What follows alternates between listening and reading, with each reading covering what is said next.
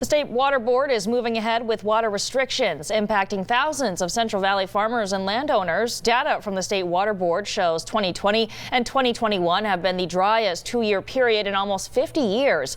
But the change could also lead to problems here in Kern County. 23 ABC's Maithili Gubi has more.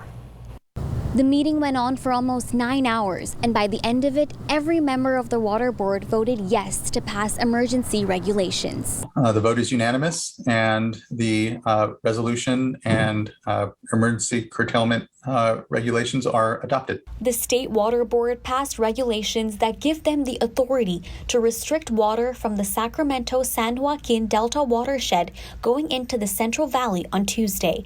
This could impact Kern County, too. It affects the county. It affects our city. What we do, I think agriculture is a big supporter of the county and the communities that we serve, and that help, promote a healthy and safe lifestyle that agriculture embodies. And so any sort of lack of water, it affects all of us. Moore also says this means that farmers and people in the agriculture industry will probably not get as much water as they need. The State Water Resources Control Board approved the restrictions to help combat the drought and dry conditions across California, but limits people's usage to 55 gallons per day per person for drinking, basic domestic needs, and sanitation. Moore adds that the main problem with this is that the changes put that power in the hands of the board and not for the locals to manage their resources.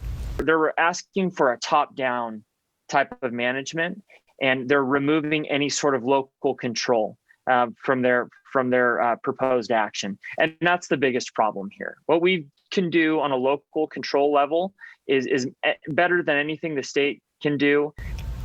Valerie Kincaid with the San Joaquin Tributaries Authority explained in the meeting how this regulation is all about trust. These regulations ask water right holders to trust the State Water Board more than other regs ask.